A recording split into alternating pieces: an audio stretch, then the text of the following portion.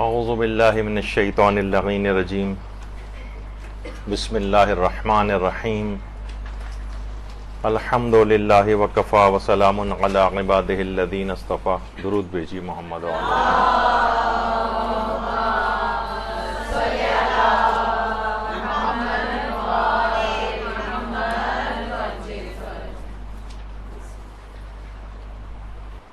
کس قدر خوش نصیبی ہے کہ آپ میں سے کچھ طالبات جو کہ جن کا نیا ایڈمیشن ہوا ہے، اس دن سے کس قدر قریب یہ دن واقع ہوا ہے کہ جس میں ولادت باسعادت حضرت رسول خدا صلی اللہ علیہ وآلہ وسلم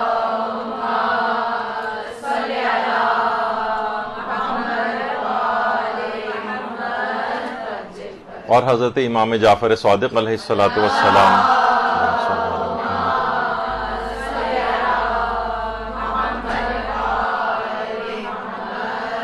واقع ہو رہی ہے. یعنی ایک طرف تو شہر علم کی ولادت ہے اور دوسری طرف اس عظیم شخصیت کی ولادت ہے کہ جو پورے کے پورا فقہ جعفری جن کے نام سے موسوم ہو گیا ہے، اور دونوں علم اور فضل کے اعتبار سے کس قدر نورانی شخصیات ہیں. تو ان کا توسل کرتے ہوئے آج اس درس کا آغاز ہم کر رہے ہیں، اور انشاءاللہ تعلیم دین کے سلسلے میں آگے چل کر بھی یہ نورانیت برقرار رہے گی. طالب علم اپنے اندر نورانیت کیسے پیدا کرے؟ دیکھیے، علم تو حاصل ہوتا چلا جائے گا، علم حاصل ہوتا چلا جائے گا، لیکن بعض اوقات دیکھنے میں یہ آتا ہے کہ وہ نورانیت جو علم کے ساتھ ہوتی ہے وہ حاصل نہیں ہو پاتی.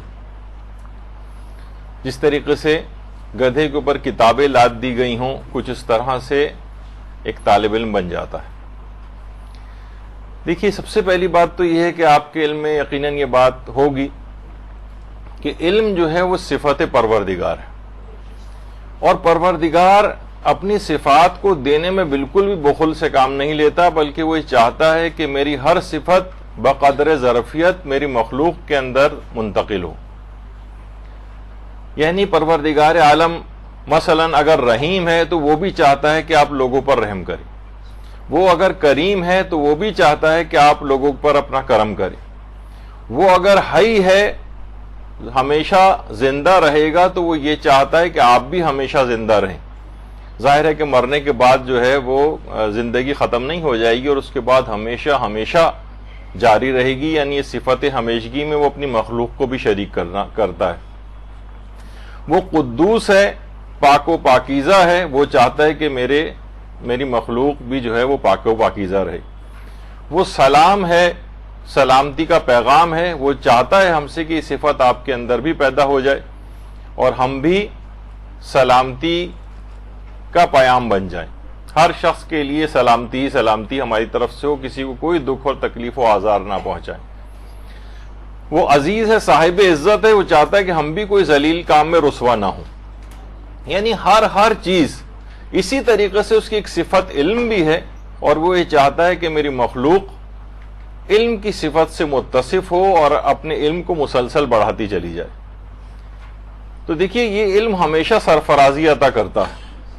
فرشتوں نے جب تخلیق آدم کے اوپر اعتراض کیا تھا تو آپ قرآن کے اندر پڑھتی ہیں نا، تو حضرت آدم کو علم ہی کی وجہ سے فوقیت اور برتری فرشتوں کے اوپر حاصل ہوئی. وَعَلَّمَ آدَمَ الْأَسْمَاءَ كُلَّهَا وَعَلَّمَ آدَمَ الْأَسْمَاءَ كُلَّهَا. یعنی وہ جو اسماء پروردگار عالم کی طرف سے دیے گئے تھے، جن کی تعلیم دی گئی تھی، اس علم کی بنا پر آدم کی برتری فرشتوں کے اوپر ظاہر ہوئی.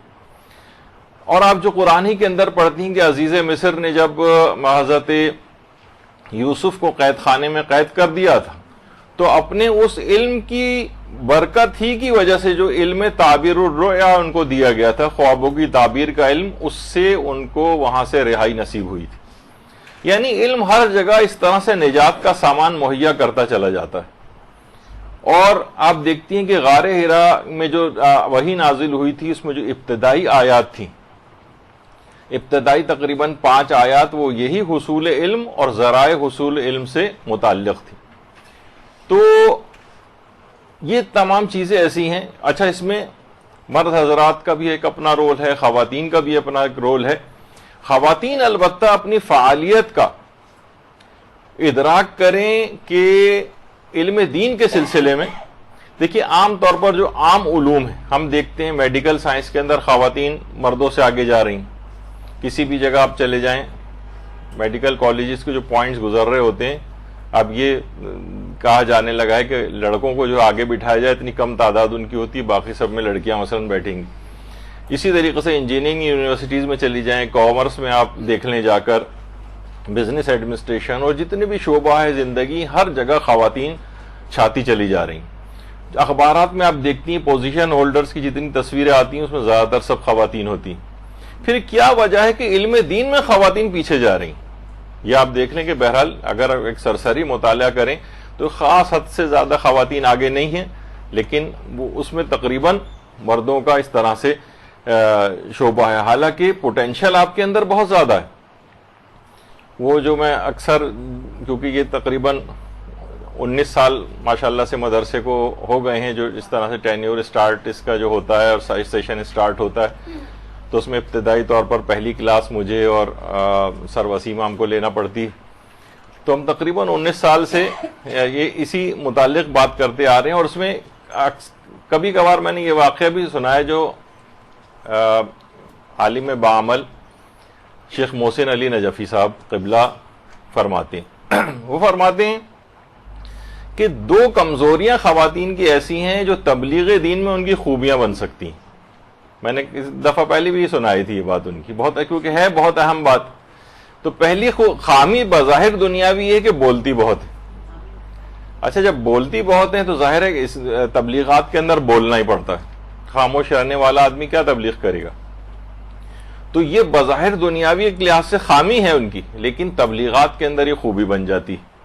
دوسری کہتے ہیں دنیاوی خامی ہے کہ پیٹ کی بہت ہلکی ہوتی. لائٹر ٹون میں انہوں نے بہرحال بات کی تھی, یعنی آج ادھر ایک بات پتہ چلے اور پورے معاشرے کے اندر وہ پھر ٹیلی کاسٹ ہو جاتی. تو کہتے ہیں تبلیغات میں یہی ہے کہ ادھر آپ کے پاس علم آئے اور اس کو پوری دنیا کے اندر آپ ہر جگہ جتنا بھی ہو سکے جو ہے اس کو پھیلا دیں. تو بہرحال یہ جو ہے یہ خصوصیت ہے. تو یہ دونوں چیزوں کو آپ دین کے اندر استعمال کر سکتی ہیں, اور یہی وجہ ہے کہ استاد محسن قرائتی فرماتے ہیں کہ یہ بھی لائٹر ٹون میں بات ہے, اس کو کوئی بہت ویسے سیریس نہ لے. وہ فرماتے ہیں کہ خواتین کو دین سکھا دو ورنہ یہ اپنا بنا لیں گی, یہ نیا بنا لیں گی خود ہی, یعنی اس سے پہلے کہ خود بنائیں ان کو پہلے دین سکھا دو. تو خواتین کی آپ دیکھتی ہیں گھروں کے اندر بھی کس طرح سے ایک خواتین کی ایک الگ فقہ چل رہی ہوتی ہے جو کہ اسلام سے ہٹ کر بھی ہوتی ہے بعض اوقات. تو اب دیکھیے مسئلہ کیا ہے کہ علم تو حاصل ہوتا چلا جائے گا, علم حاصل ہوتا چلا جائے گا, لیکن اس علم کے اندر جو نورانیت ہے اس کو کیسے حاصل کیا جائے؟ دیکھیے علم تو ایٹم بم بنانے والوں کے پاس بھی تھا, تو نقصان پہنچانے والا علم یا بے فائدہ علم حاصل نہیں کرنا ہے, بلکہ جو فائدے مند علم ہے اس سے جو نورانیت ہے وہ حاصل کرنی. تو اب سب سے پہلی جو چیز ہے کہ جس سے نورانیت حاصل ہو سکتی ہے, جو کہ سراپا نور ہے, وہ ہے کہ طالب علم کو مستقل بنیاد پر اور روزانہ تلاوت قرآن انجام دینی چاہیے. ورنہ یعنی قرآن کو چھوڑ کر کون سی نورانیت آئے گی اس میں؟ سب سے پہلی چیز ہے تلاوت قرآن. اچھا تلاوت قرآن, کتنی تلاوت قرآن روزانہ کی جائے, کتنی؟ دیکھیے ابتدائی طور پر اگر کوئی شخص تلاوت قرآن کا عادی نہیں تو بہرحال ہم اس کو یہ کہیں گے کہ وہ 40 آیات سے ابتدا کرے, 40 آیات قرآنی کم سے کم روزانہ اس کی تلاوت کرے. اس سے اس کے اندر ایک نورانیت پیدا ہوگی. تلاوت قرآن کیے بغیر کوئی طالب علم کبھی کسی مقام پر نہیں پہنچ سکتا. تو اس میں ترقی کر کے کچھ دن کے بعد وہ کوشش کرے کہ آدھا پارا, اور اگر محنت کر کے چاہے وہ ڈیوائیڈڈ اس کے اندر کیوں نہ ہو کہ 2 پیجز کسی وقت پڑھ لیے, ہر ایک 2-1.5 گھنٹے کے بعد, یا کسی بھی طور پہ اپنے دن میں ٹائمنگز اگر سیٹ کر لیے جائیں, تو اگر ایک پارا روزانہ پر لے جائے اس کو, تو آپ یقین کیجئے شروع میں شاید آپ کو بہت زیادہ لگے گا، اور ایک پارہ ہم روزانہ کیسے پڑھیں گے، نہیں، بہت ہی آسان ہو جائے گا آپ کے لیے. اور کوشش کر کے دیکھیں، ایک پارے کی تلاوت کرتے کرتے اگر آپ اس پہ پہنچ گئیں کہ اور ایک سال بھی نہیں گزرنے پائے گا کہ آپ کو اپنے اندر بہت روحانی تبدیلی نظر آئے گی. ایک واقعاً ایک نورانیت آپ کو خود محسوس ہوگی، ایک آپ کو احساس ہوگا کہ ہاں میرے پاس کوئی ایک ایسی چیز حاصل ہو گئی ہے کہ جو کہ اس سے پہلے نہیں تھی. تو دیکھیے چیز ہی ایسی، کلام خدا کے اندر اتنی نورانیت ہے. ایک تو وہ نورانیت ہے جو کہ ویسے ہمیں محسوس ہوتی ہے، اور ایک ہے ظاہری نورانیت بھی ہوتی.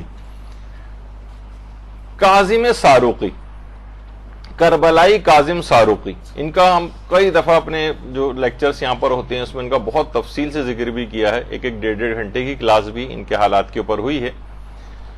کربلائی کاظم ساروقی جو تھے یہ بالکل ان پڑھ تھے، اور یہ قرآنی معجزہ ہے. صرف ایک شخص کے جو کہ حروف کو بھی نہیں جانتا تھا، یعنی اس کو یہ بھی نہیں پتا کہ الف کیا ہوتی ہے اور بے کیا ہوتی ہے اور تے کیا ہوتی ہے، وہ ایک رات کے اندر بلکہ ایک لہجے میں حافظ قرآن بن گیا. کربلائی کاظم ساروقی، ساروق میں ان کی قبر بھی ہے. یہ بالکل ان پڑھ تھے. اچھا، بڑے بڑے علماء اور مجتہدین نے ان کا امتحان لیا تھا، لیکن جو مجھے بات اصل میں کیوں یہ کیسے بنے، کیا ہوا، ایک پورا زبردست واقعہ ہے، بہت دلچسپ، کہ ان کو کے اوپر یہ ان کو سعادت کیسے نصیب ہوئی. ایک رات تو کیا، ایک لہجے میں حافظ قرآن ہو گئے تھے، اور کسی طرح سے بھی ان سے قرآن پوچھا جاتا تھا. حتیٰ کہ لوگ حیران تھے کہ بہت سے علماء نے ان کا اس طرح سے بھی امتحان لیا کہ عربی میں کی کوئی بھی عبارتیں لکھی، احادیث لکھی، عام الفاظ عربی کے کلمات لکھے، اسی میں ہی کچھ ٹکڑے قرآنی آیات کے ڈالے اور کہا دیکھ کے بتائیں. تو انہوں نے اگرچہ بالکل پڑھے لکھے نہیں تھے، لیکن وہ انہوں نے اشارہ کر کے بتایا کہ یہ قرآن ہے اور یہ قرآن نہیں ہے، یہ قرآن ہے اور یہ قرآن نہیں ہے. اللہم صلی علی محمد وعلی محمد.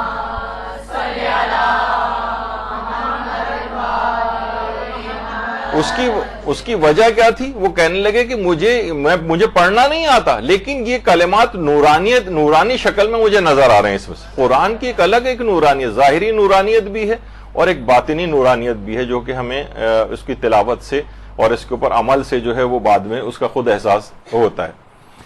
تو کربلائی کاظم ساروقی، بہرحال ساروق میں ان کی قبر مبارک بھی ہے، اور وہیں پر ہی باقاعدہ ان کی قبر کے ساتھ ہی لوگ بیٹھ کے تلاوت قرآن بھی کرتے ہیں. واقعتاً ایک قرآنی معجزہ ہے. تو اس میں جو میں بہرحال جو ایک بات جس سے میں جو چیز پیش کرنا چاہ رہا تھا آپ کے سامنے، وہ ایک نورانیت ہے ان کے، یعنی خود قرآن ایک بظاہر نور بھی ہے اور بباطن بھی نور ہے. تو اس کی تلاوت مستقل کرنے والا اس کے اندر خود بخود ایک نورانیت آتی جاتی ہے. تو طالب علم اس سے اپنے آپ کو بری الذمہ نہیں کر سکتا کہ میں تو بھی پڑھ رہا ہوں تو مجھے تلاوت قرآن کا مجھے ٹائم نہیں ملتا ہے. نہیں، ایسا نہیں ہونا چاہیے. اور جن افراد نے بھی، حتیٰ کہ جن خواتین نے بھی اپنا ارتباط قرآن سے بڑھایا، وہ اتنے بڑے مقامات پہ فائز ہو گئیں کہ ہم ہزار 1200 سال کے بعد بھی آج ان کا تذکرہ کر رہے ہیں. سیدہ نفیسہ، مصر کی خاتون، ان کا بھی کئی دفعہ اس سے پہلے بھی تذکر آ چکا ہے. حضرت امام حسن علیہ السلام کی نسل سے ہیں.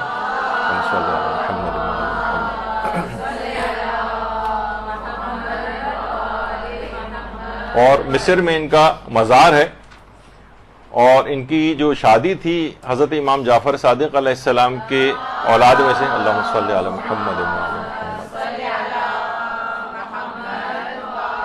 اسحاق معتمن کے نام سے تھے وہ، ان سے ان کی شادی ہوئی تھی، جو کہ حضرت امام موسیٰ کاظم علیہ السلام کی امام رضا کے متعلق جو وصیتیں تھیں ان کے گواہوں میں سے بھی تھے اسحاق معتمن. ان سے ان کی شادی ہوئی تھی، اور وہ خود بھی بہت عظیم شخصیت تھے. معتمن نام بھی ان کا اس وجہ سے پڑا تھا کہ وہ امانت داری کے اندر بہت مشہور تھے. اسحاق معتمن نام ہی ان کا اس وجہ سے پڑا تھا.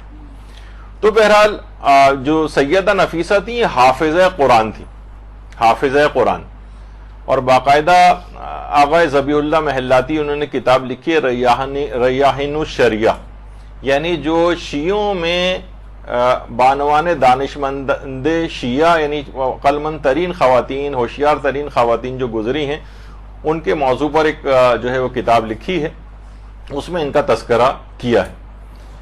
اس میں انہوں نے لکھا ہے کہ اتنی زیادہ عبادت گزار تھیں، سیدہ نفیسہ کہ باقاعدہ اپنے گھر میں انہوں نے ایک قبر بھی کھود رکھی تھی جس کے اندر یہ عبادت بھی انجام دیتی تھیں، اور اپنی اس قبر کے اندر بیٹھ کر اپنے ہاتھوں سے اپنی قبر کھودی تھی، اور روزانہ اس قبر کے اندر بیٹھ کر تلاوت قرآن کرتی تھی، یہاں تک کہ انتقال کے وقت تک اس قبر میں 1900 دفعہ قرآن ختم کیا۔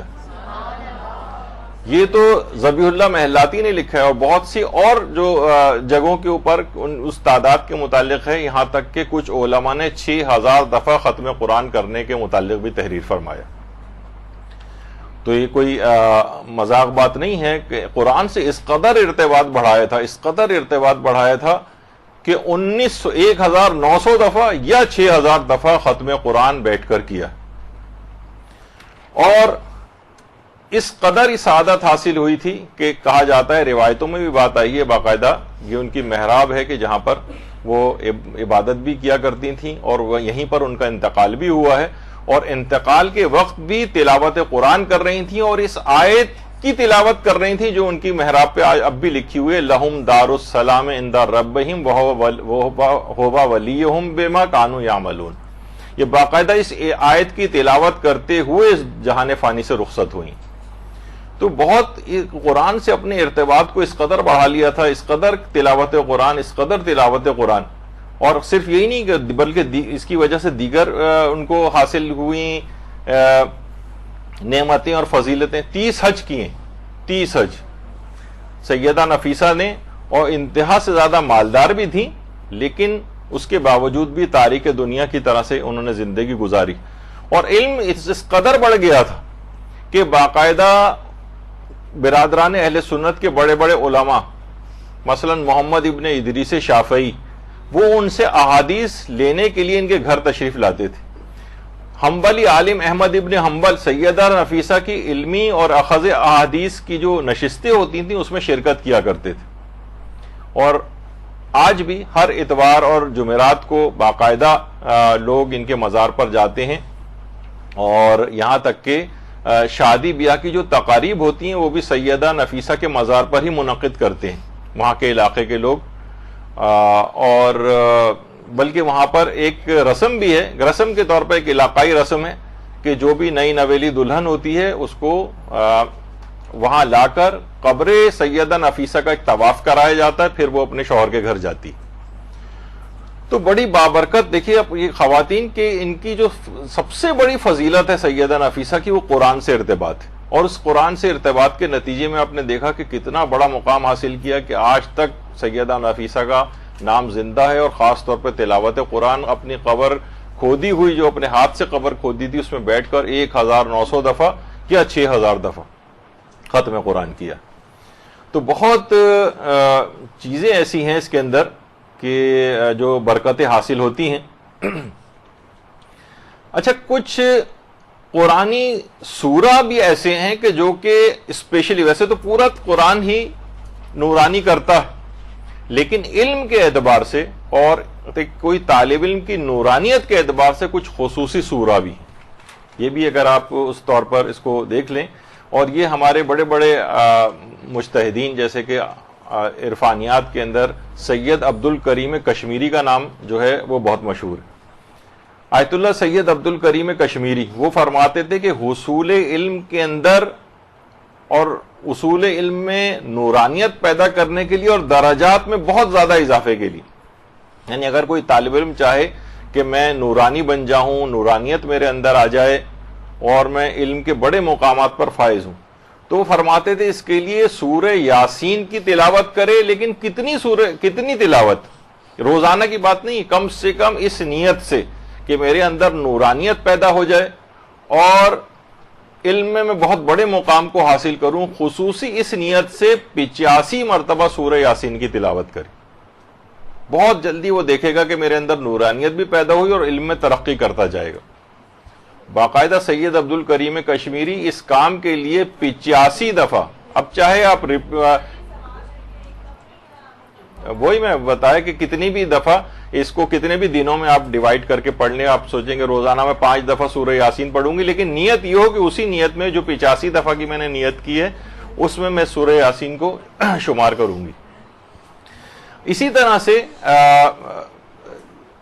سورہ رحمان کو بھی علم میں اضافے کے لیے اور نورانیت کے لیے علماء بہت تاکید کرتی ہیں، اور حافظے کے لیے بھی سورہ رحمان کی بڑی تاکید ہے، خاص طور پر اگر پوری سورہ نہ پڑھ سکے. ویسے تو خود سورہ رحمان بھی اتنی طویل سورہ نہیں ہے، مختصر ہی ہے، لیکن علماء فرماتے ہیں کہ ابتدائی آیتوں سے الرحمن علم القرآن سے لے کر جہاں پہلی دفعہ آئے فبأي آلاء ربكما تكذبان، خاص طور پر اتنا والا پورشن تو خصوصیت کے ساتھ طالب علم پڑھے، یعنی سورہ رحمان کو شروع سے پڑھتا ہوا جائے اور پہلا فبأي آلاء ربكما تكذبان جس جگہ پر آئے وہاں تک علی الخصوص، ورنہ اگر پوری سورہ رحمان پڑھے تو سونے پر سہاگا اور کیا ہی کہنا، لیکن یہ کہ کم سے کم اتنا تو اس کے اندر پڑھے تو علم میں بھی اس کے بہت زیادہ اضافہ ہوگا اور حافظہ بھی بہت قوی ہوگا اور نورانیت بھی اس کے اندر پیدا ہوتی جائے گی. تو سورہ یاسین کے بعد سورہ رحمان کی بڑی خصوصیت ہے. اور علم میں اضافے، حافظے اور نورانیت کے لیے علماء ایک عمل اور بتاتے ہیں، اور وہ ہے سورہ احقاف کا عمل. سورہ احقاف کو زعفران سے لکھے اور بارش کے پانی سے یا زمزم کے پانی سے دھو کر اس کا پانی پی لے. یہ نورانیت پیدا کرنے کے لیے، حافظہ پیدا کرنے کے لیے، علم میں اضافے کے لیے بڑا مجرب عمل سمجھا گیا. سورہ احقاف کو زعفران سے کسی برتن وغیرہ کے اوپر لکھیں یا کسی بھی چیز کے اوپر، اور پھر اس کے بعد اس کو دھو کر زمزم سے دھوئیں یا بارش کے پانی سے دھو کر اس کا پانی پی لیا جائے. عام پین وغیرہ کی انک کی سیاہی اس کو استعمال نہیں کی جائے، ظاہر ہے اس میں تو ذرا ٹاکسک مٹیریل وغیرہ سا ہوتا ہے، لیکن زعفران کے اندر ایسا نہیں ہے. باقاعدہ زعفران کو بھر کے فاؤنٹین پین میں اس کی انک کے طور پر بھر کے اور اس کو لکھ کر اور اس کے بعد پھر اس کو دھو کر اس کا پانی پی لیا جائے. تو یہ سورہ احقاف کی بڑی اس سلسلے میں تاکید ہے. بلکہ بچپن سے ہی اگر والدین ہوشیار ہوں اور اتنا علم رکھتے ہوں تو بچپن سے ہی، بلکہ نوزائیدہ بچے کے متعلق یہ بات لکھی گئی. علماء نے لکھی ہے کہ سورہ حاقہ، الحاقہ تو ملحاقہ، سورہ حاقہ جو ہے اس کا پانی بھی اسی طرح سے زعفران وغیرہ سے سورہ حاقہ کو لکھا جائے، اس کے بعد اس کے پانی کے قطرات، یعنی اس کو دھو کر اس کے پانی کے قطرات نومولود بچے کے منہ میں ٹپکائے جائے. تو بچہ ذہانت کا پیکر بن جائے گا، یعنی ہوشیار اور ذہانتوں کا پیکر ہوگا، بلند علمی مقام حاصل کرے گا اور شر شیطان سے پوری زندگی محفوظ رہے گا.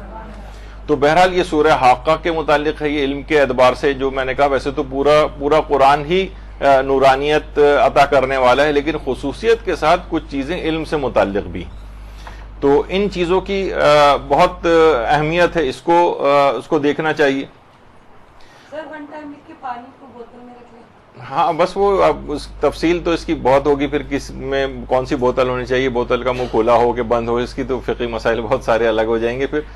تو بہرحال بوتل میں بھی ایک ساتھ بھی کر کے رکھ سکتے ہیں اور گاہے بگاہے استعمال کیا جا سکتا ہے. سورہ جن کو اگر کوئی شخص پڑھے، لکھے اور اس کا پانی پیے، سورہ جن کے متعلق بھی اس کی تلاوت بھی کرے، اس کے بعد اس کو لکھے، پھر اس کا پانی اگر پیے، تو اس کے اندر ایک خصوصیت پیدا ہو جاتی ہے کہ مناظرے میں اور ہر بحث میں وہ غالب رہے گا. بشرطے کہ نہیں یہ نہ ہو کہ وہ خود ہی باطل پر ہو اور وہ غالب رہے، ایسا نہیں. یعنی حق کو بعض اوقات یہ ہوتا ہے حق میں ہونے کے باوجود بھی انسان کمزوری اس میں رہتی ہے اور وہ غالب نہیں ہو پاتا. تو کوئی بھی بحث ہوگی، کوئی بھی مناظرہ ہوگا، یہ خصوصیت کے ساتھ یعنی ایک صلاحیت جو ہے وہ اس سورے کے اندر موجود ہے کہ انسان اس کو لکھے، پڑھے، اس کے بعد لکھے اور لکھ کر اس کا پانی پیے، تو اس کے اندر یہ خصوصیت پیدا ہوتی ہے. اسی طرح سے حافظے میں اضافے کے لیے، علم میں نورانیت کے لیے کثرت سے سورہ قدر کی تلاوت کرنا، کثرت کے ساتھ کوشش کرے کہ 10 دفعہ کم سے کم روزانہ، یا مثلا ایک تسبیح اگر سورہ قدر کی پڑھے تو کیا ہی کہنا. یعنی بہت بڑے بڑے علماء، بعض علماء تو ہر وقت وہ ان کے ہونٹ حرکت میں مصروف رہتے تھے، تو لوگ ان سے پوچھتے تھے کہ آپ اتنی عرفانی مطالب کے اوپر ہیں تو یہ آپ ہر وقت کیا پڑھتے رہتے ہیں؟ تو انہوں نے یہ تو نہیں کہا کہ میں یہ پڑھتا ہوں، بلکہ کہا کتنا ہی اچھا ہو کہ انسان روزانہ 1000 مرتبہ سورہ قدر کی تلاوت کر لیا کرے. تو یہ بہرحال یہ کہ اٹھتے بیٹھتے، چلتے پھرتے، آتے جاتے اگر آپ اس سورہ کی تلاوت کریں اور روزانہ ایک تسبیح کم سے کم پڑھ لیں. انہوں نے تو 1000 دفعہ خیر سورہ قدر کہی, لیکن کم سے کم ایک تسبیح سورہ قدر کی روزانہ, تو علم میں اضافے کے لیے, حافظے میں اضافے کے لیے اور نورانیت میں اضافے کے لیے بڑی مجرب سورہ سمجھی جاتی.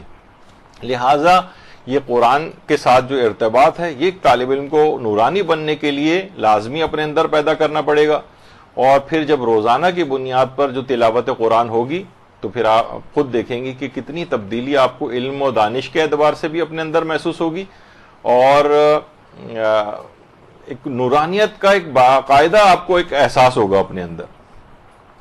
اچھا, قرآن کے ساتھ ساتھ قرآن کی تلاوت تو کرنا ہی ہے, دوسری نورانیت پیدا کرنے کی چیز ہے کلام معصومین. کلام معصومین علیہم السلام. درود بھیجیے محمد علیہ.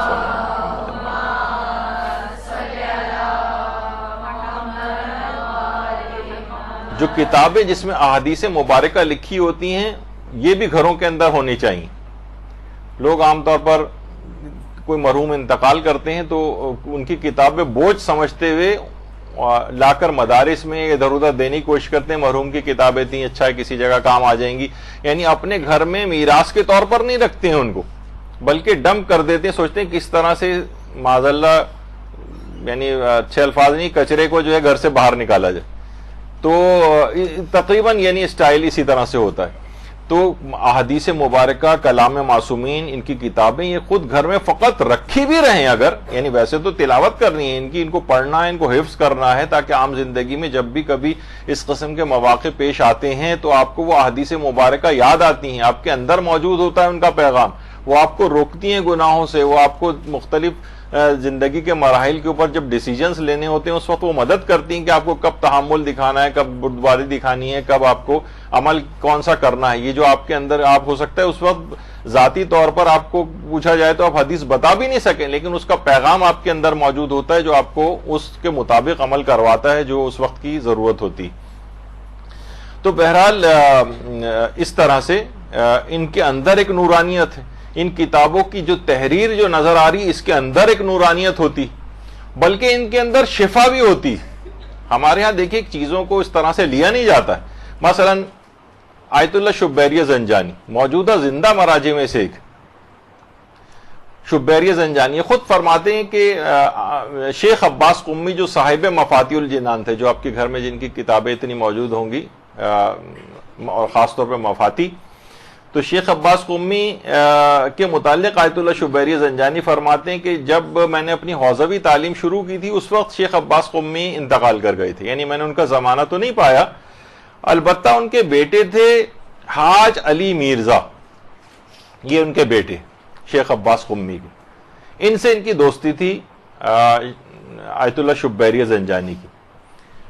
اچھا, بہت سارے بیٹے بالکل, اب تو خیر ان کے بیٹوں میں سے کوئی بھی زندہ نہیں بچا ہے. شیخ عباس قمی کے تمام بیٹے بھی انتقال کر گئے ہیں, اور محسن محدث زادہ قمی یہ بالکل آخری جن کا انتقال ہوا ہے, محسن محدث زادہ, یہ بھی شیخ عباس قمی کے بیٹے تھے, یہ بھی کچھ عرصے پہلے جو ہے وہ انتقال کر چکے. بلکہ ایک دفعہ میں خود قوم گیا تھا تو جو میرے ساتھ میرے دوست تھے, انہوں نے جو قوم میں تعلیم حاصل کر رہے ہیں, انہوں نے خود بتایا کہ دیکھیں وہ محدث زادہ محسن محدث زادہ جا رہے ہیں جو شیخ عباس قمی کے بیٹے. تو بہرحال اپنی آنکھوں سے ان کی بھی میں نے زیارت کی تھی. تو بہرحال حاج مرزا علی کے متعلق آیت اللہ شبیری زنجانی نے بتایا کہ ان کے بیٹے نے مجھے یہ بات بتائی تھی, اور وہ گئے تھے اور شہید ثانی شیخ زین الدین ان کی ایک تحریر لے کر آئے. یہ شیخ زین الدین کی ہاتھ کی تحریر, اور وہ حاج علی مرزا جو تھے یہ شہید ثانی کی اس تحریر کو لے کے آیت اللہ شبیری زنجانی کو دکھانے کے لیے لے کے. میں ایک دفعہ ایک کتاب کے سلسلے میں ان کے پاس گیا تھا, حاج مرزا علی مرزا کے پاس جو شیخ عباس قمی کے بیٹے تھے, تو یہ ایک تحریر لے کر آئے وہ, اور انہوں نے ایک واقعہ بھی بتایا. اچھا, میں بتا دوں پہلے کہ شہید ثانی کی جن کا بھی تذکرہ ہو رہا ہے, جن کی کتاب شرح لمع بہت مشہور ہے. کتاب لمع جو تھی وہ تو شہید اول نے لکھی تھی, محمد ابن جمال الدین مکی, لیکن شیخ زین الدین جو شہید ثانی تھے, یعنی شہید اول کو بھی شہید کیا گیا تھا اس کتاب لکھنے کی وجہ سے, اور شہید ثانی شرح لمع انہوں نے تحریر کی, وہ بھی شہید کر دیے گئے تھے بعد میں. تو شبیری زنجانی یہ بات فرماتے ہیں کہ حاج علی مرزا نے مجھے یہ بات بتائی کہ میرے والد شیخ عباس قمی، ان کے ہاتھ پر انگلی پر ایک پھوڑا نکل آیا تھا، ایک دانہ، لیکن اس قدر تکلیف تھی، اس قدر شیخ عباس قمی کی تکلیف تھی کہ 3 دن تک میرے والد نے قلم ہاتھ میں نہیں پکڑ سکے تھے، اور یہ بات ایک قیامت سے کم نہیں تھی میرے والد کے لیے، کیونکہ وہ دائم الکتابت، یعنی ہر وقت لکھتے رہتے تھے، دائمی طور پر لکھتے رہتے تھے۔ 3 دن تک جو آدمی اس قدر تحریر کرنے کا عادی ہو اور وہ قلم تک نہ پکڑ سکے تکلیف کی وجہ سے، کہتے تھے کہ اتنی زیادہ تکلیف تھی شیخ عباس قمی کو کہ ابا کا اگر کونا بھی ہاتھ پہ چھو جاتا تھا تو درد سے چیخ نکل جاتی تھی ان کی، اور وضو کرنے میں بھی حد سے زیادہ تکلیف ان کے ہاتھ کو جو ہے وہ پہنچ رہی تھی۔ تو میرے والد نے، شیخ عباس قمی نے کہا کہ جاؤ شہید ثانی کی وہ تحریر لے کر آؤ۔ شہید ثانی کی تحریر کو لایا گیا اور کہا کہ میں تبرک اور شفا کی نیت سے اس تحریر کے اوپر ہاتھ پھیرتا ہوں۔ انہوں نے اسی وقت کہہ رہے میرے والد نے شہید ثانی کی اس تحریر، جو یہ والی تحریر، یعنی یہ جس کا عکس آپ کے سامنے، اس کے اوپر انہوں نے ہاتھ پھیرا اور کہہ رہے ہیں اسی وقت درد بالکل غائب ہو گیا اور مکمل شفا یابی نصیب ہو گئی۔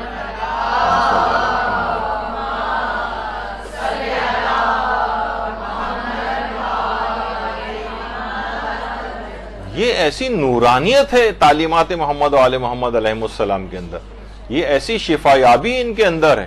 تو سوچیں ظاہری اعتبار سے جب جسمانی امراض کی شفا ہے تو ہماری روحانی امراض کی کس قدر شفا ان چیزوں کے اندر نہیں ہوگی، تو سوچا جا سکتی ہے یہ بات۔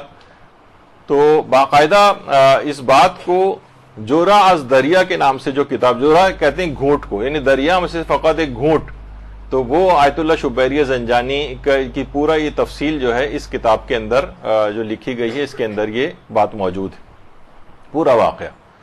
اور شیخ عباس قمی کے اندر ایک بات اور بھی تھی، یہ تو شہید ثانی والی بات، ان کی زوجہ یہ فرماتی تھیں کہ شیخ عباس قمی کبھی بیمار ہوتے تھے اور دوا گھر میں موجود نہیں ہوتی تھی، یا دوا اگر موجود بھی ہوتی تھی تو بھی اگر مثلا اس کو ہلانے کی ضرورت پیش آتی تھی تو وہ مثلا دوائی ان کو دی گئی، اور اب دوا کو ہلانے کے لیے چمچی کی ضرورت ہوتی ہے تو اپنی زوجہ سے کہتے تھے اس چمچی کو لانے کی ضرورت نہیں ہے، اسپون کو لانے کی ضرورت نہیں ہے، یہ جو میرے ہاتھ کی انگلیاں ہیں اس سے میں نے ہزاروں احادیث معصومین لکھی، اور وہ اس کے اندر گلاس میں ڈال کر ہلاتے تھے اور شفا کی نیت سے اس کو پی جایا کرتے تھے اور اسی سے شفا مل جاتی تھی۔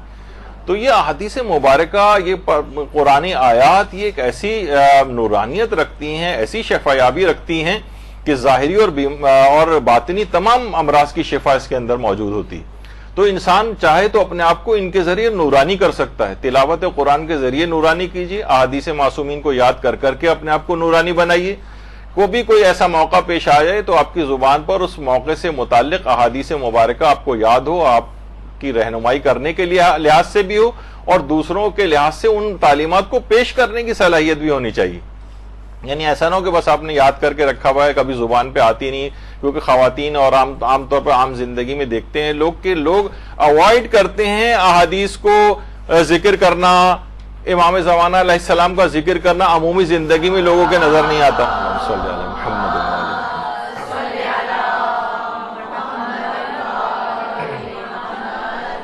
اور ان کو باقاعدہ آداب کے ساتھ پڑھنا چاہیے، باقاعدہ اچھی نیتوں کے ساتھ پڑھنا چاہیے ان چیزوں کو۔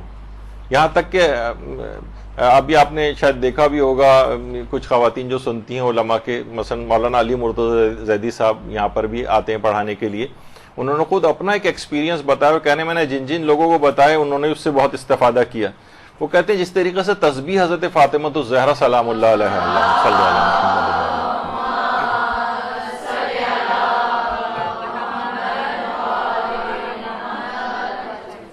پہلی تو چیز یہ ہے کہ تسبیح کو ہمیشہ اچھے طریقے سے ہی پڑھنا چاہیے، اس کو صحیح الفاظ کے ساتھ پڑھنا چاہیے، جتنی تیزی کے ساتھ ہم پڑھتے ہیں اس میں صحیح الفاظ اور مخرج بھی صحیح طور پر ادا نہیں ہوتے ہیں۔ اللہ اکبر اللہ اکبر اللہ اکبر یہ اس طرح سے پڑھ رہے ہیں، سبحان اللہ سبحان اللہ سبحان اللہ پڑھ رہے ہیں، یعنی بالکل اس میں جو صحیح تلفظ ہے تو شاید اس وجہ سے بھی اس کے اتنے اثرات نہیں ہوتے ہوں، کیونکہ آپ نے ان کلمات کو اس طرح سے کہا ہی نہیں جس طرح جو حق ہے ان کو کہنے کا صحیح طور پر ادا ہونا چاہیے۔ لیکن وہ فرماتے ہیں کہ دیکھیے اگر آپ نیت کریں کہ ویسے تو دیکھیے تسبیح زبان سے جاری ہوتی، تو کوشش یہ نیت یہ کریں کہ یہ تسبیح جو میں تسبیح حضرت زہرا پڑھ رہی ہوں یہ میں اپنے قلب سے جاری کر رہی ہوں. انہوں نے کہا کہ جب یہ والی نیت ہو جاتی تو قلب سے، دیکھیے دل کا کام کیا ہے؟ پورے جسم کو خون سپلائی کرنا، ایک ایک سیل کے اندر یہ خون جاتا ہے. تو گویا یہ تسبیح آپ کے دل سے نکلے گی اور اس کے بعد ایک ایک جسم کے سیل تک پہنچے گی. پورے جسم میں ہمارے 75 ٹریلین سیلز ہیں، 75 خرب سیلز ہمارے جسم کے اندر ہیں. ایک ایک سیل کے اندر آپ نیت یہ ہوگا کہ یہ جو میں تسبیح پڑھ رہی ہوں یہ میں اپنے قلب سے جاری کر رہی ہوں. اس کے اثرات جہاں جہاں تک اس قلب کے ذریعے پہنچیں، اب اس جگہ پر پہنچے تو ہر ہر جگہ نورانی ہوتی چلی جائے گی. یعنی باقاعدہ انہوں نے کہا ہے کہ 1 سال تک اگر کوئی اس عمل کو کرے یا طویل تھوڑے دن کچھ عرصے تک کرے تو باقاعدہ اپنے اندر 1 سال کے بعد ایک تبدیلی نمایاں طور پر محسوس کرے گا. تو بعض اوقات کچھ یہ چیزیں ہیں علماء کی ہیں تو ان کو پورے اس شوق ذوق اور اچھی نیتوں کے ساتھ ان کو جو ہے وہ انجام دینا چاہیے. تو مکمل نور، ہماری گفتگو بھی یہی ہے کہ نورانیت آ جائے تو یہ نور پورے دل سے نکل کر تمام اعضاء و جوارح کے اندر پھیل جائے گا، 75 خرب سیلز کے اندر پہنچ جائے گا. تو یہ باقاعدہ اس نیت کے ساتھ اس کو جو ہے وہ پڑھا جائے. اور علماء کی تو دیکھیے ہم تو عام طور پہ کیا کرتے ہیں ایک دوسرے کو گفٹس وغیرہ بھی دیتے ہیں. ایک سالگرہ ہو رہی ہے تو اپنا صرف فقط مادی چیزوں کے اوپر تحفہ دینے کے لیے ہوتا ہے. کتنے بڑے بڑے ہمارے علماء ہیں، لوگ ان سے آ کر بعض اوقات کہتے تھے آٹوگراف دے دیں، یا مثلا ان سے کہتے کوئی تحفہ اگر کوئی مانگتا تھا، مثلا آیت اللہ شیخ علی فلسفی، یہ اتنے بڑے عالم گزرے ہیں کہ آیت اللہ خوئی کے متعلق کہا جاتا ہے کہ صرف اپنی پوری زندگی میں 2 یا 3 افراد کو انہوں نے اجازہ اجتہاد دیا. آیت اللہ سیستانی ایک ہے اس کے اندر، اور دوسرے ایک آیت اللہ تقی طباطبائی قومی تھی، اور اس کے علاوہ تیسرے شیخ علی فلسفی. یعنی ان کو آیت اللہ خوئی نے اجازہ اجتہاد دیا تھا. بہت بڑی بات شمار ہوتی ہے کہ آیت اللہ خوئی جیسا فقیہ جو ہے کسی کو اجازہ اجتہاد دے.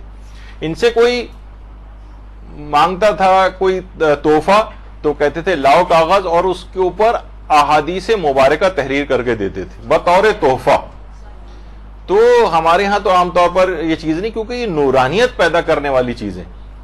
تو کوشش کریں کہ دوسری چیز یہ ہوگی کہ یعنی تلاوت قرآن روزانہ اگر 1 پارے تک اس کو آپ لے جائیں کوشش کر کے، ورنہ جس قدر بھی ہو سکے تلاوت قرآن کریں روزانہ کی بنیاد پر، ناغہ نہ ہو اس کے اندر. اور اسی طریقے سے جو بھی آپ احادیث کی کتابیں پڑھیں اس میں باقاعدہ احادیث کو 4 5 5 10 احادیث کو روزانہ حفظ کرنے کی کوشش کریں، تاکہ آپ کے اندر اندرونی طور پر جب وہ حفظ ہو جاتی ہیں. دیکھیے تلاوت قرآن میں جو حافظ اگر کوئی باقاعدہ صحیح طور پر ہو اور تو اس کے اندر بھی ایک نورانیت پیدا ہو جاتی. یعنی صرف قرآن کا حفظ کرنا، آیت اللہ بہجت جو تھے وہ کہتے تھے کہ روزانہ کم سے کم 1 آیت تو ایک مومن کو روزانہ کی بنیاد پر جو ہے نا حفظ کرنی چاہیے. آیت اللہ خوئی جیسا مرجع اجتہاد کی کتنی زیادہ مصروفیات ہوتی ہیں، لیکن اس کے باوجود بھی آخری عمر میں انہوں نے انتقال سے کچھ عرصے پہلے تک قرآن بھی حفظ کر لیا تھا. تو اس میں ایج وغیرہ کا بھی کوئی دخل نہیں، کسی بھی عمر میں انسان چاہیے کہ وہ قرآنی آیات اور احادیث کو اس طرح سے حفظ کرے. تیسری نورانیت پیدا کرنے والی چیز جو ایک طالب علم کے اندر ہے وہ یہ کہ اگر کوشش کرے کہ وہ دائم الوضو ہو جائے. دائم الوضو کے معنی ہے کہ زیادہ تر اوقات میں دن میں باوضو رہے، زیادہ تر اوقات میں. اچھا بعض اوقات یہ ہوتا ہے کہ بہت ہی اپنے آپ کو وسواسی طور پر بھی اس طور پہ نہ ہو کہ نہ کوئی موقع ہو، کچھ ہو، ٹرین نکلی جا رہی ہو، فلائٹ چھوٹی جا رہی ہو اور وہ باتھ روم میں مثلا وضو کرنے گئے ہوں، ایسا بھی نہ ہو.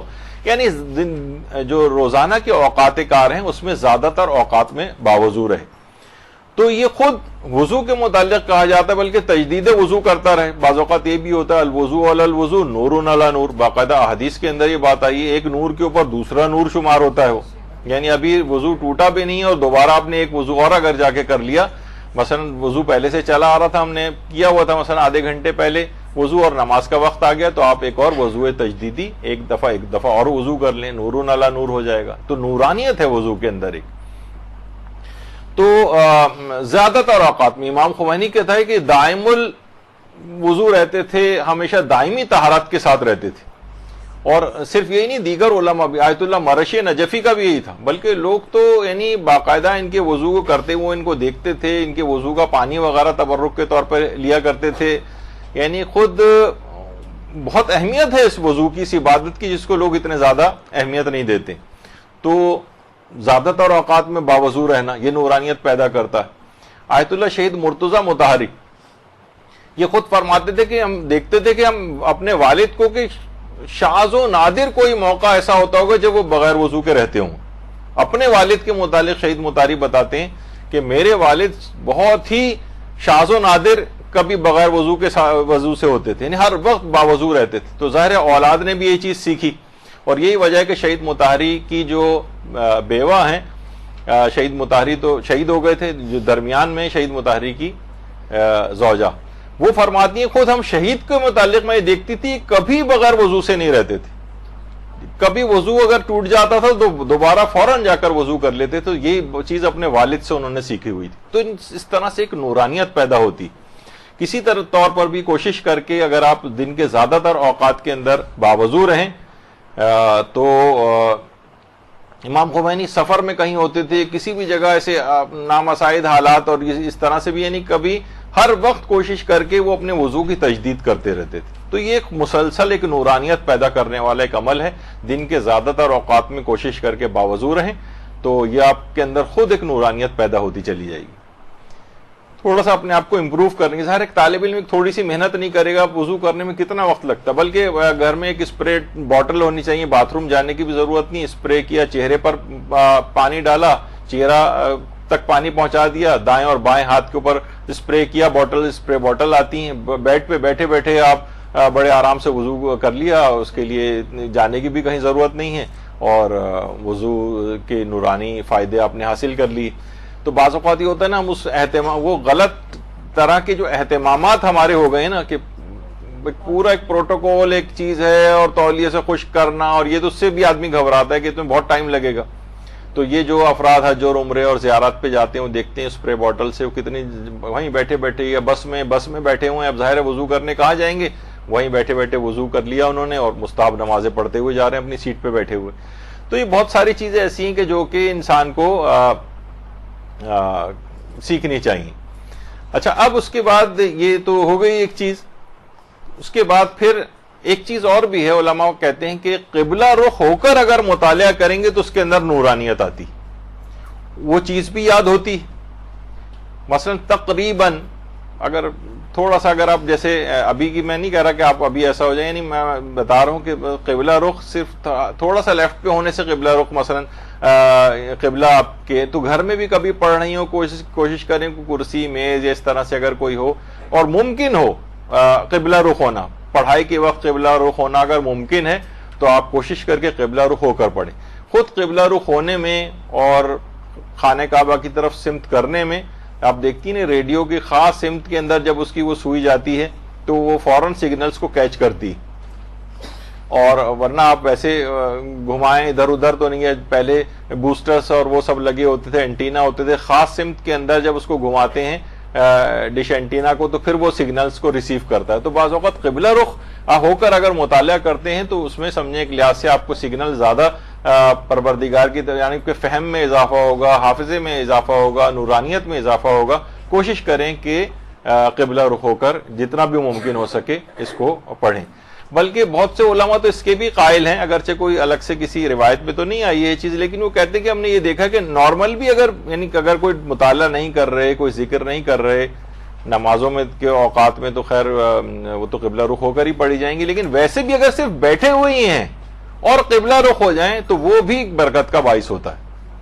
یعنی صرف فقط ایسی بیٹھے ہوئے ہیں، بات چیت ہو رہی ہے، وہ بھی قبلہ رخ. تو بہرحال اس میں کسی وسوسے اور اس کی طرف نہ جائیں، کم سے کم مطالعے کے وقت قبلہ رخ ہو جائیں اگر ممکن ہو. اچھا، اب اگلی چیز جو کہ نورانیت پیدا کرتی ہے، ورنہ بے برکتی آتی ہے، ورنہ نحوست آتی ہے، وہ ہے استاد کا احترام.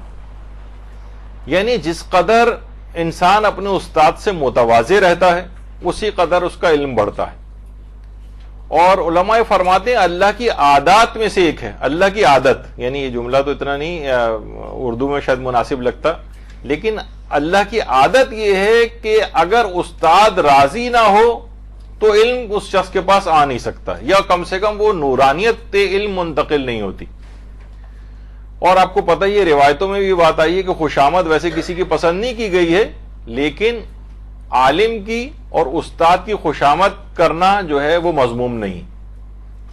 انسان اپنے استاد کے سامنے تذلل اور انکساری اور تواضع جتنی اختیار کرتا ہے اتنی ہی اس کے اندر نورانیت علم جو ہے وہ بڑھتی۔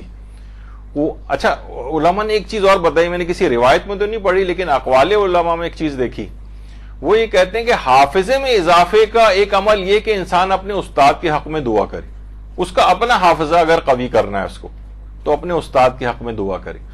تو بہرحال کچھ چیزیں ایسی ہیں جو کہ علم کے لحاظ سے اور حافظے کے لحاظ سے، بلکہ علماء تو یہ کہتے ہیں کہ تحصیل علم کے اندر 4 چیزوں کا ادب بڑی خصوصیت کے ساتھ، ایک تو مسجد کا ادب، دوسرا مدرسے کا ادب، مدرسے کے بھی آداب، یہ نہیں کہ مثلا اگر آپ یہاں بیٹھی ہوئی ہیں، آپ دیکھ رہی ہیں بلا وجہ لائٹ جل رہی ہے، آپ اس کو بند کر دیں، کوئی چھالیاں کھا کے کسی نے اس کا ریپر جو پھینکا ہوا ہے نیچے، ٹافیاں کھا کے ادھر ادھر کچرا کیا ہوا ہے کسی نے، یا کوئی بھی اس طرح کی چیز، تو اس کو اٹھا کے ایک طرف، کہ مدرسے کا خود ایک تقدس ہے، تعلیمات محمد و آل محمد، جس طرح انسان مسجد کی صفائی کرتا ہے، جس طرح انسان اس کو وہاں پہ کوئی اس طرح کی کوئی چیز دیکھ کے اس کو ہٹا کے ایک طرف کر دیتا ہے، ہم دیکھتے ہیں کہ لوگ اس کا خیال نہیں کرتے۔ رمضان میں یہاں پر ہوتی ہیں افطار مساجد کے اندر، لوگ گٹھلیاں ہر قدم پہ ایک گٹھلی پاؤں میں چپکتی ہوئی جا رہی ہوتی ہے کھجور کی، تو یہ مناسب نہیں ہے اس طرح سے، لوگ یعنی ان کو اہمیت کا احساس ہی نہیں کہ کس جگہ کے اوپر عبادت مسجد کتنی عظیم جگہ ہے۔ تو مدرسہ بھی کسی طور پر بھی اس انداز سے کم نہیں کہ یہاں تعلیمات دی جاتی ہیں، تو انسان کو چاہیے کہ اس کا بھی ایک، تو مسجد کا 4 چیزوں کا احترام ہے، اس میں ایک مسجد کا احترام ہے، مدرسے کا احترام ہے، تیسری چیز ہے کتاب کا احترام۔ کتاب کا احترام ایسی اٹھا کے زمین کے اوپر رکھ دینا، کتاب کے اوپر مثلا کوئی بھی کھانے پلیٹ وغیرہ رکھ کے کھا رہے ہیں، یا کوئی بھی اس طرح کی چیز، ایک کتابوں کے اوپر بہت ساری چیزیں آپ اپنے چشمہ اور فلاں اور یہ وہ سب کتاب پہ اس طریقے سے کسی بھی چیز پہ رکھ دیا، نہیں، علم کو کے جو ذرائع اس طرح کے ان کا خاص احترام۔ اور چوتھی چیز احترام کی، وہ علماء یہی کہتے ہیں کہ جو علم تحصیل علم میں جن 4 چیزوں کا احترام ہے اس میں ایک ہے استاد کا احترام۔ تو بہرحال یہ چیزیں ایسی ہیں کہ ان کا خصوصیت کے ساتھ۔ اچھا، پھر ایک چیز البتہ اور بھی ہے جو عام طور پر خیال نہیں کیا جاتا، وہ ہے والدین کا زیادہ احترام اب آپ کو کرنا ہے، ان کی اطاعت آپ کو زیادہ کرنی۔ اس سے آپ کی ایک تو عمر میں برکت ہوگی، بلکہ کہا جاتا ہے کہ والدین کی خدمت سے عمر میں برکت ہوتی ہے اور استاد کی خدمت سے علم میں برکت ہوتی ہے۔ یعنی والدین کی انسان خدمت کرتا ہے اور ان کے حق میں دعا کر رہا ہے، ان کی کوئی کوتاہی ان سے نہ ہو جائے، تو اس سے اس کی عمر میں برکت ہوتی ہے، اور استاد کے لحاظ سے اگر یہ چیزیں ہوں تو اس کے علم میں برکت ہوتی۔ تو استاد، اچھا دیکھیے والدین کے لحاظ سے کتنے علماء ہیں ایسے ہیں جو اپنی اس عمر میں جبکہ خود بھی بزرگ ہو چکے ہیں لیکن اپنی والدہ کی مثلا اس انداز سے خدمت کر رہے ہیں، تو یہ ایک بڑی بہت برکت والی چیز ہے، اس سے خود علم میں بے تحاشا جو ہے وہ اضافہ ہوتا ہے۔ والدین بوڑھے ہو گئے، ہم دیکھتے ہیں کہ بہت سی دینی خواتین جو ہیں چیخ کے جا کے بات کرنا اپنی والدہ سے، چھوٹی چھوٹی باتوں کے اوپر چیخنا چلانا، یہ سب برکت علم وغیرہ سب نورانیت سب ایک طرف بھول جائیے اگر والدین کے ساتھ اس قسم کا سلوک کسی کا ہے۔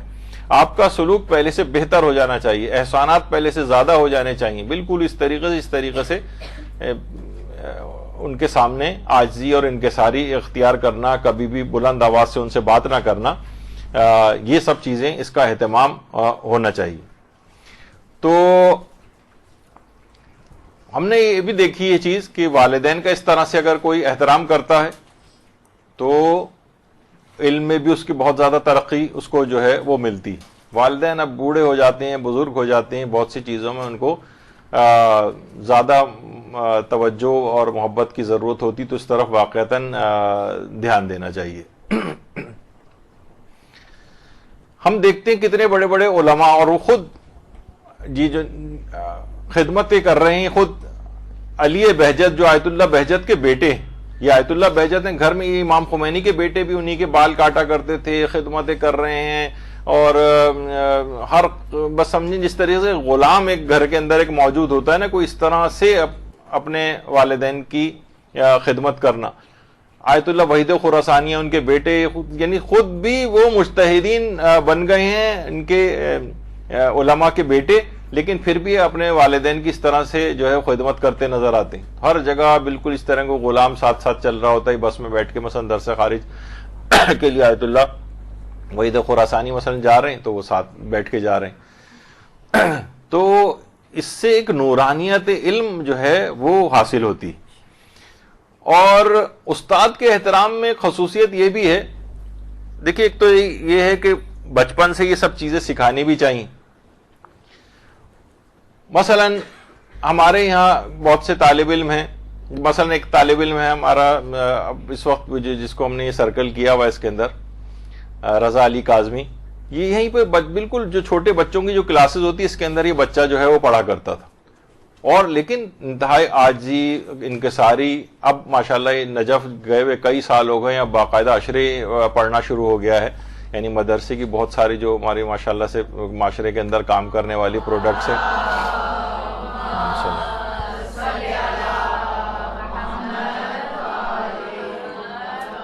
تو یہ اس سے بھی چھوٹا عمر میں یہاں پر آیا تھا، لیکن اس کے بعد یہاں پڑھتا رہا، لیکن عاجزی، تواضع، انکساری. اب بھی جب بھی کبھی بھی رضا علی کاظمی وہاں سے تشریف لاتے ہیں نجف سے، یہاں پر ضرور ملنے آتے ہیں، سب سے ملتے ہیں. یعنی ایک آدمی کے اندر کوئی اس لحاظ سے بات نہیں آ پائی کہ کوئی جس طرح ایک ہوتا ہے کہ بھائی اب تو ہم بہت پڑھ لکھ گئے ہیں تو اب وہاں کہاں اس پرانے چھوٹے مدرسے کے اندر جائیں گے، نہیں. تو اب علمی طور پر اور کوشش کرنی چاہیے کہ جتنی بچپن سے کم عمری سے اس علم کی ابتدا ہو جائے. ہم دیکھتے ہیں آیت اللہ سیستانی 14 سال کی عمر میں معمم ہو گئے تھے. اب ان کے اس لحاظ سے کتنے بچے ایسے ہیں جو 10-10 سال کی عمر میں بھی صاحب امامہ جو ہے وہ ہو رہے ہیں. تو علم کے لیے ہم یہ لوگ اسی چکر میں زیادہ تر لگے رہتے ہیں کہ ابھی او لیول کر لے، ابھی اے لیول کر لے، ابھی انجینئرنگ کر لے، ابھی بس میڈیکل اس کا ختم ہو جائے تو پھر بہتر ہے کہ اس کے بعد یہ پڑھنے جائے. جب تک وہ تمام افراد جن کے ساتھ وہ بچہ پڑھ رہا ہوتا ہے یا جا آ رہا ہوتا ہے، اٹھ بیٹھ رہا ہوتا ہے، وہ اپنا کام کر چکے ہوتے ہیں، اس کی توجہ سے ہٹ چکی ہوتی ہے، اور شاذ و نادر ہی کوئی پھر اس حصار سے نکل پاتا ہے. تو جتنی کم عمری سے اس کے اندر اس کو لگا دیا جائے، اس کا مائنڈ سیٹ خاص جگہ کے اوپر ہو جائے، ہم صرف یہ کہ ابھی یہ پڑھ لے، ابھی وہ پڑھ لے، ابھی وہ پڑھ لے، تو اس سے یہ ہوتا ہے کہ پھر وہ علم دین والا سیکٹر اس کا ہمیشہ کے لیے رہ ہی جاتا ہے. تو بہرحال چھوٹی عمروں سے اس کی جو ہے وہ ابتدا ہونی چاہیے. تو دیکھیے استاد وہ ہے کہ دیکھیے کہا جاتا ہے کہ والدین تو ایک گوشت پوشت کا ایک انسان تخلیق کرتے ہیں، لیکن اس کو سنوارتا ہے، اس کو اچھی روحانی اعتبار سے جو شکل دیتا ہے استاد اس کو دیتا ہے. اس کو سنوارنے بنانے کا کام یہ استاد کا کام ہوتا ہے. والدین تو صرف ایک لحاظ سے پیدا کر دیتے ہیں، لیکن استاد کا کام اس لحاظ سے بہت زیادہ ہے. تو بہرحال دیکھیے علم جو یہ ہے شعبہ، اس کو کس کے متعلق کہا جاتا ہے؟ یہ وقت بہت مانگتا ہے. یعنی آپ یہ سوچیں گے بس آپ یہاں آئیں گی 1-2-3 گھنٹہ یہاں پر پڑھیں گی ایک پورے ہفتے میں ایک دن، اس کے بعد گھر چلی جائیں گی، پھر اس کے بعد اگلی اتوار کو پھر دوبارہ یہاں آ جائیں گی تو بہت علم حاصل ہو جائے گا. نہیں، کہا جاتا ہے کہ جب علم ایسی چیز ہے کہ جب تک آپ اس کو اپنی ذات کا مکمل، اپنی ذات کو اس کے سپرد نہ کر دیں، تب تک یہ اپنا جو حصہ ہے اس میں تھوڑا سا حصہ اپنا دیتا ہے، جب تک کہ آپ اسے پورے کا پورا اپنے آپ کو اس کے سپرد نہ کر دیں. پورے کا پورا علم پھر بھی نہیں ملتا ہے، یعنی پوری ذات کو اس کے سپرد کرنے کے بعد علم اپنا کچھ حصہ دیتا ہے. تو یہ ایک بڑی خصوصیت ہے. تو اس میں آپ کو وقت اپنے وقت کو بہت بچانا ہے. خواتین کے بھی ادوار سے، اور اب تو مرد حضرات بھی اس میں کم نہیں، اپنے وقت کو بہت ضائع کرتے ہیں، کل کرتے ہیں وقت کو مار دینا. ٹائم مینجمنٹ یہ آپ کو علی الخصوص سیکھنی ہے. کتنے دیکھیے ایسے حالات آتے ہیں، کئی دفعہ میں ان کا واقعہ، لیکن ہے بھی ایسا کہ علماء بھی بار بار ہی ان کا واقعہ بیان کرتے ہیں. امام خمینی فرماتے تھے کہ میرے استاد آیت اللہ شاہ آبادی جو ان کے برابر میں، آیت اللہ شاہ آبادی ہمیں واقعہ سناتے تھے. اور آیت اللہ شاہ آبادی کن کا واقعہ سناتے تھے؟ صاحب جواہر الکلام شیخ محمد حسن کا. یعنی اب پورا امام خمینی کہتے ہیں کہ میرے استاد آیت اللہ شاہ آبادی شیخ محمد حسن صاحب جواہر الکلام کی بات بتاتے تھے کہ ان کے جوان بیٹے کا انتقال ہو گیا تھا، شیخ محمد حسن کی جوان بیٹے کا انتقال ہو گیا اور کسی وجہ سے تدفین میں اگلے دن تک تاخیر ہو گئی۔ اچھا آپ دیکھیے، ایک حکم بھی ہے کہ میت کو اکیلا چھوڑنا مکروہ ہے۔ ہمارے ہاں تو اب یہ فیشن چل پڑا ہے کہ میت کو کسی بھی سرد خانے میں، کسی ریفریجریٹر وغیرہ کے اندر رکھوا دیا جائے جا کے، اس کے بعد سب گھروں کو جا کر سو جاتے ہیں۔ روایتوں میں بھی یہ بات آئی ہے کہ میت وحشت کرتی ہے، یعنی گھبراتی ہے اس سے، یعنی اس کے پاس کوئی نہ کوئی موجود ہو۔ تو صاحب جواہر الکلام گھر میں ہی میت رکھی ہوئی تھی، اسی کمرے کے اندر جا کر بیٹھ گئے اور جو کتاب تالیف کر رہے تھے جواہر الکلام، بڑی معرکۃ الآراء کتاب ہے جواہر الکلام، یہ سب جلدیں ہیں اس کی جو آپ کو نظر آ رہی ہیں، اس زمانے میں جواہر الکلام کی تالیف کر رہے تھے، تو کہنے ہیں پوری رات وہاں بیٹھ کر اپنے بیٹے کے جنازے کے پاس بیٹھ کر جواہر الکلام لکھتے رہے پوری رات، کیونکہ اس کو اکیلا چھوڑنا بھی میت کو مکروہ ہوتا ہے، تو کسی اور جگہ نہیں، تو وہیں بیٹھ کے انہوں نے جواہر الکلام کو آگے بڑھایا۔ تو امام خمینی اپنی تقریروں کے اندر اکثر اس واقعے کو سناتے تھے صاحب جواہر کی، اور وہ تاکید کرتے تھے طالب علموں کو بھی اور علماء کو بھی کہ دیکھو اس واقعے سے سبق حاصل کرو اور خوب محنت کرو اور اپنے وقت کو ضائع نہ کرو، بلکہ اپنے اوقات کار کی صحیح تقسیم کرو، جو روزانہ کی تم نے اپنے معمولات سیٹ کر رکھے ہیں، کس وقت کیا کرنا ہے کیا نہیں کرنا ہے، اور ایک معمولات زندگی ہوتے ہیں، کب کتنا پڑھنا ہے کتنا لکھنا ہے، نامساعد حالات بھی ہو جائیں، اس سے زیادہ نامساعد حالات کون سے ہوں گے کہ گھر میں جوان بیٹے کا جنازہ رکھا ہوا ہے، لیکن اس کے باوجود بھی تعلیم کے سلسلے کو اور وہ جو تالیف کا جو ایک سلسلہ تھا اور علم دین کی خدمت کا ایک تبلیغات کا جو ایک سلسلہ تھا وہ اس دن بھی منقطع نہیں ہوا۔ چلیں اتنی ایکسٹریم تو یہ آپ کو بات لگ رہی ہوگی، لیکن اپنے مطابق ان معمولات جو آپ کی جو زندگی آپ گزار رہے ہیں روزانہ کی، اس میں تو اس طرح کا ٹائم مینجمنٹ ہونا چاہیے کہ آپ روزانہ کتنا آپ کو پڑھنا ہے، کتنا لکھنا ہے، کتنی کس چیز کی تیاری کرنی ہے، یہ تاکہ ورنہ اگر وقت ایسی ضائع ٹی وی کے ڈرامے دیکھے جا رہے ہیں گھنٹوں گھنٹوں بیٹھ کے اور فضول ٹاک شوز دیکھے جا رہے ہیں، بلکہ مرد حضرات بھی فضول کون بیمار ہے کون بیمار نہیں ہے، کون سی عدالت کے ساتھ کس کو کیا ملا کیا نہیں، گھنٹوں کے بیٹھے پروگرام دیکھ رہے ہیں، ایک کے بعد ایک کے بعد ایک کے بعد ایک، ٹاک شوز وہ کبھی ختم ہونے میں نہیں آتے اور سب کا تقریباً ایک ہی عنوان ہوتا ہے۔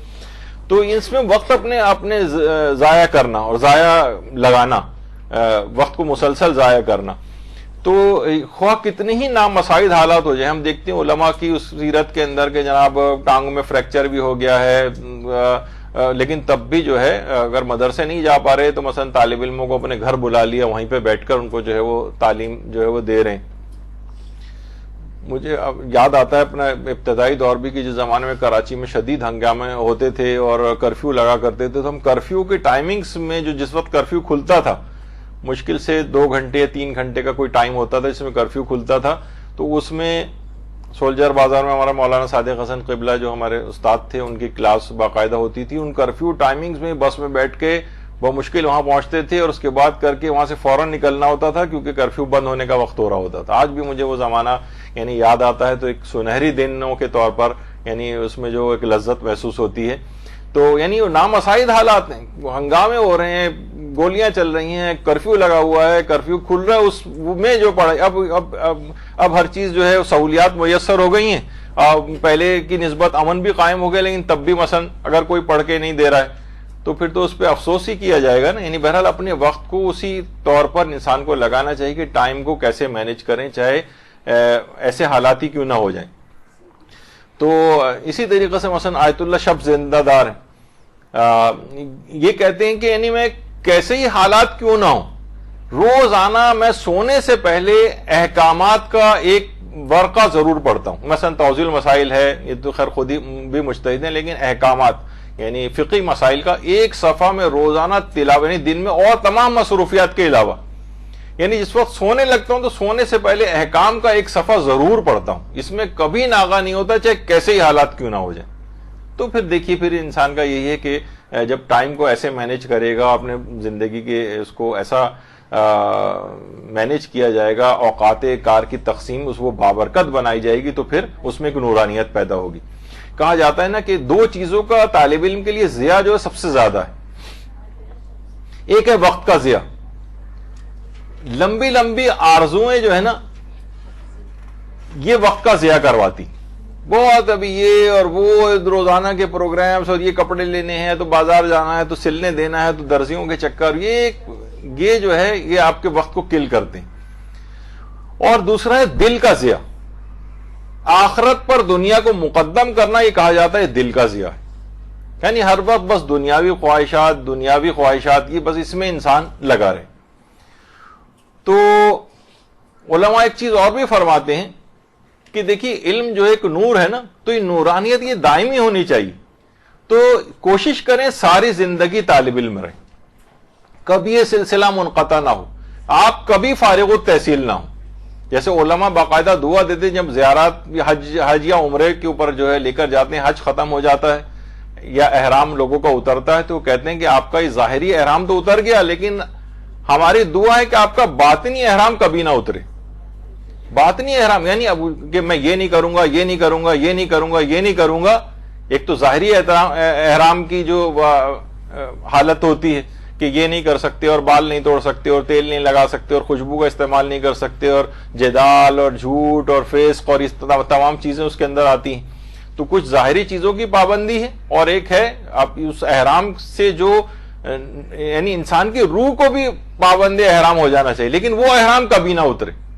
یہ نہیں کہ اس احترام کے بعد تو خوشبو حلال ہو جاتی ہے اور بہت جسم سے بال بھی توڑ سکتے ہیں اور بہت ساری چیزیں حلال ہو جاتی ہیں, لیکن یہ احرام کبھی نہ ہوتے. تو اسی طرح علماء اس کی بھی دعا دیتے ہیں کبھی فارغ التحصیل نہ ہو.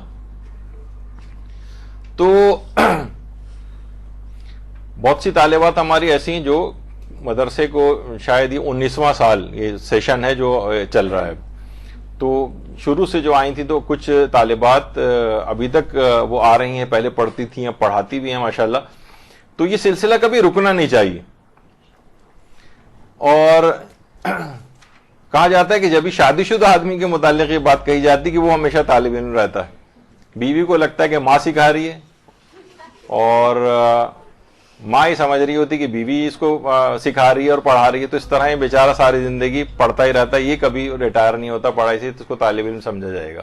یہ تو خیر ایک مذاق کی بات بیچ میں آ گئی تھی. تو طالب علم جب آیت اللہ وحید خراسانی کے پاس, اچھا ایک طریقہ کار بھی ہے کہ جب اپنے وطن جا رہے ہوتے ہیں تو خدا حافظی کے لیے آتے ہیں, تو آیت اللہ وحید خراسانی سے کچھ طالب علم ملنے کے لیے گئے. کہا یہ کیسے آئے؟ کہا کہ آقا فارغ التحصیل ہو گئے ہیں, آپ سے ملاقات کے لیے آئے تھے. تو آیت اللہ وحید خراسانی مسکرائے, کہا کہ بہت مبارک ہو کہ ماشاءاللہ اتنی کم عمری میں آپ فارغ التحصیل ہو گئے, میں 100 سال کے قریب ہو گیا اور ابھی تک فارغ التحصیل نہیں ہو سکا. تو اب یہ ہے کہ بلکہ یہ بھی کہا کہ پیغمبر اسلام تک اپنے آپ کو فارغ التحصیل نہیں سمجھتے تھے اور قل رب زدنی علما ہمیشہ دعا کرتے رہتے تھے.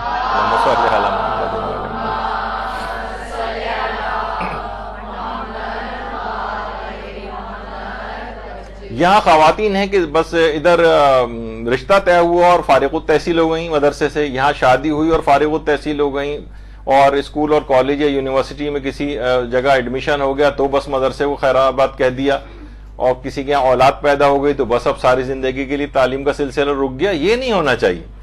علم چاہے مدرسہ ہو سکتا ہے کسی وجہ سے آپ منقطع بھی ہو جائے سلسلہ, شادیاں ہو کے چلی جاتی ہیں, کسی شہر میں حالات ایسے نہیں ہوتے یا مدرسے آنا بعض اوقات ممکن نہیں ہوتا, تو لیکن تعلیم دین کا یا تحصیل علم کا سلسلہ کبھی نہیں رکنا چاہیے. گھر میں کتاب پڑھنے سے آپ کبھی نہیں رکنے. اب تو ہر چیز سمجھے مدرسہ اب گھر گھر پہنچ گئے, یعنی یہی مدرسہ نہیں, مدرسے سے مراد علماء کی تعلیمات سب کچھ انٹرنیٹ پہ ہر چیز موجود ہے, ہر وقت آپ کے ہاتھ میں موبائل فونز ہیں, اس کے اندر ساری چیزیں ہر وقت موجود ہوتی ہیں. اب تو کوئی عذر ہی باقی نہیں بچا ہے کہ آپ کہیں کہ بھائی میرے پاس وقت نہیں ہے یا میرے پاس کہیں جانے آنے کا وقت نہیں ہے, گھر سے اجازت نہیں. ہر چیز گھر پہ ہی مدرسہ آ گیا. سارے مدرسین آپ کی خدمت میں ہر وقت موبائل کے اندر موجود ہوتے ہیں کہ کب آپ کو تقریر سنائیں اپنی. تو خیر یہ تمام چیزیں ایسی ہیں کہ یہ ضرور اس کی طرف دھیان دینا چاہیے. کتنے بوڑھے بوڑھے بزرگ آج بھی جب اوقات ہوتے ہیں درس وغیرہ درس دینے جا رہے ہیں تو وہ کمرے جھکی ہوئی ہیں, لاٹھی ٹیکتے ہوئے جا رہے ہیں. ان کی اہمیت کا ایک احساس ہے. کتنے علماء آیت اللہ حسن زادہ عاملی بوڑھے ہو رہے ہیں لیکن پڑھنے کا سلسلہ، پڑھانے کا سلسلہ یہ جو ہے وہ رکنے نہیں پاتا. تو کوشش کریں ایک تو علم کے ساتھ، دیکھیں ہم کیونکہ بات کر رہے ہیں کہ علم میں نورانیت کیسے پیدا کریں، تو ہمیشہ علم کے ساتھ جب عمل ساتھ میں لگتا ہے نا تب نورانیت پیدا ہوتی. جس طرح دیکھیے وضو کرنے کا مقصد ہے طہارت کو حاصل کرنا. آپ وضو کیوں کرتی ہیں؟ تاکہ پاک و پاکیزہ ہو جائے، طہارت حاصل ہو جائے. اسی طرح علم کا مقصد ہے عمل کریں. علم کا اس کے علاوہ کوئی اور کام ہی نہیں ہے، ورنہ کیا یعنی صرف ایک آ گیا چند الفاظ آپ کو ازبر ہو گئے، لیکن عمل اگر کچھ نہیں ہے تو وہ علم بے فائدہ ہے، بلکہ شاید عذاب بن جائے وہ علم. تو کوشش یہ کریں کہ اس علم کے اوپر زیادہ سے زیادہ عمل کریں. عبداللہ ابن عباس فرماتے ہیں جو پیغمبر کے صحابی تھے کہ بعض مخلص اصحاب ایسے ہوتے تھے کہ وہ پیغمبر کے پاس آتے تھے اور 10 آیتوں کی صرف تعلیم حاصل کر کے جاتے تھے بس، اور کہتے تھے جب تک ہم ان 10 آیتوں کو اچھی طرح سمجھ کے ان پر عمل نہیں کریں گے تب تک اگلے اسباق کو لے کر نہیں جائیں گے یہاں سے. یعنی جب تک ان کے معنی جان کر ان آیات کے اوپر عمل نہیں کر لیتے تھے تب تک اگلا سبق لینے نہیں آتے تھے. کہ کیا فائدہ جب تک اگر ان آیات کے اوپر اگر عمل ہی نہ ہوا. جیسے میں نے ایک دفعہ ایک مومن کا واقعہ سنایا تھا، واقعتاً بڑی اچھی چیز ہے. وہ روزانہ تلاوت قرآن ایک صفحہ کرتے تھے اور پھر دیکھتے تھے صفحے کے اندر عمل کرنے کے لیے میرے اللہ کی طرف سے کیا پیغام ہے میرے لیے. اس پیغام کو نوٹ کر کے اپنے کاغذ کے اوپر لکھتے تھے، پورے کئی دن تک اس پر عمل کرتے تھے، اس کے بعد اگلے صفحے کے اوپر جاتے تھے. عمل کے اعتبار تلاوت جو کرتے ہوں گے وہ الگ ہے، لیکن عمل کے اعتبار سے روزانہ جو تلاوت ہو اس کے اندر آپ دیکھیں گے کون سی چیزیں میرے عمل کی ہیں اس میں. کیونکہ جب تک عمل ساتھ میں نہیں ہو تب تک بات آگے نہیں بڑھے گی اور علم کے اندر وہ نورانیت جو ہے وہ پیدا نہیں ہوگی. دیکھیں شیطان کے متعلق کیا کہا جاتا ہے؟ شیطان کے سے بڑا عالم کون ہوگا؟ یعنی کتنے انبیاءوں کا زمانہ اس نے دیکھا ہوا ہے، کتنے اولیاء کا زمانہ دیکھا ہوا ہے، بڑے بڑے علماء کو علمی طریقوں سے بہکاتا ہے، تو کتنا علم رکھتا ہے اپنے ساتھ. لیکن اس کے ساتھ مسئلہ کیا ہے؟ مسئلہ یہ ہے کہ علم کے اوپر اس نے اپنے عمل نہیں کیا، شیطان بن گیا. تو علم کے اوپر اگر انسان عمل نہ کرے، علم حاصل کرتے جائیں اور کردار و عمل کے اندر کوئی تبدیلی نہ ہو تو یہ علم ایک وبال جان بن جاتا ہے. یہ عذاب بن جائے گا، یہ برائیاں لے کر آئے گا، یہ تکبر پیدا کر دے گا، یہ عجب پیدا کر دے گا، بہت ساری اور چیزیں ساتھ میں آتی چلی جائیں گی. لیکن اس کے اوپر جتنا علم حاصل کرے اس کے مطابق عمل کرتا جائے تو پھر نورانیت آئے گی. تو یہ بہت اہم چیز ہے. جبھی حضرت امیر المومنین علیہ الصلوۃ والسلام ایک جملہ فرماتے تھے،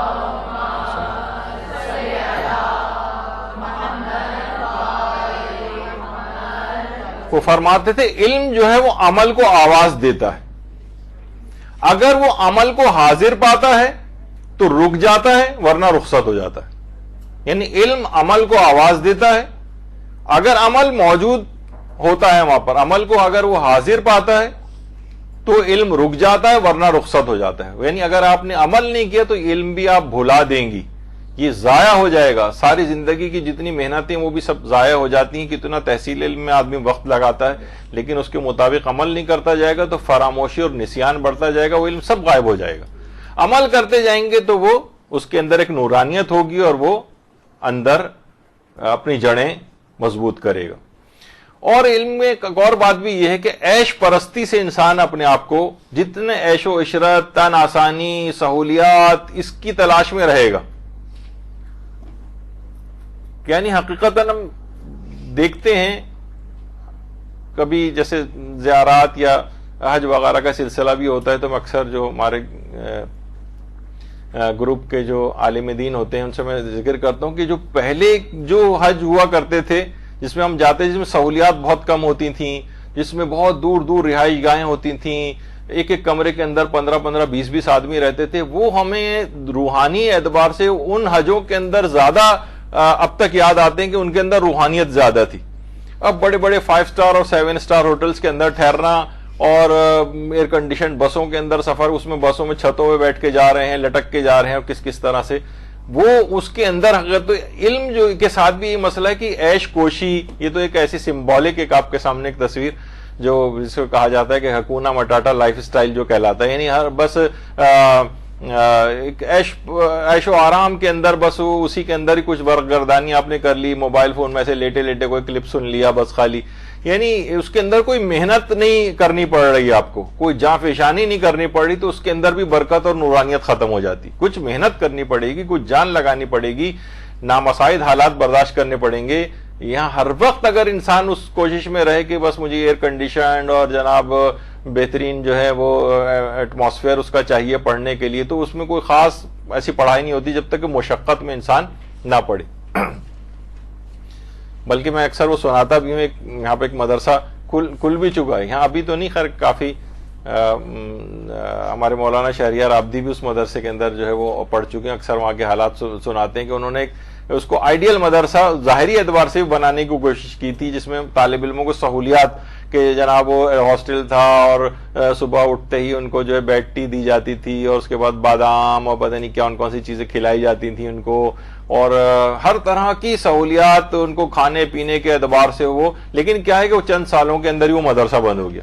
طالب علم یعنی اگر وہ عیش پرستی اور اس کے اندر اگر پڑ جائے اور تھوڑا سی بھی سختی اس کو برداشت نہ کرنی پڑے, تو وہ بھی علم کی نورانیت ایک اس سے رخصت ہو جاتی. تو کوشش کریں کہ محنت و مشقت کے ساتھ جو ہے علم حاصل کریں. شہید قدوسی بہت بڑے عالم تھے جو بعد میں شہید بھی ہوئے, اور ان کی جو ہے وہ تصویر. تو محنت مشقت کے ساتھ یہ تمام چیزیں ہونی چاہیے, کیونکہ ہم یہ دیکھتے ہیں کہ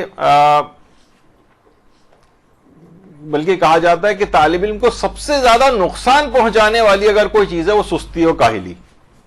یہ بیماری اگر کسی کے اندر پیدا ہو جائے تو ذہین سے ذہین طالب علم کو بھی ناکامی سے دوچار کر دیتی, سستی اور کاہلی.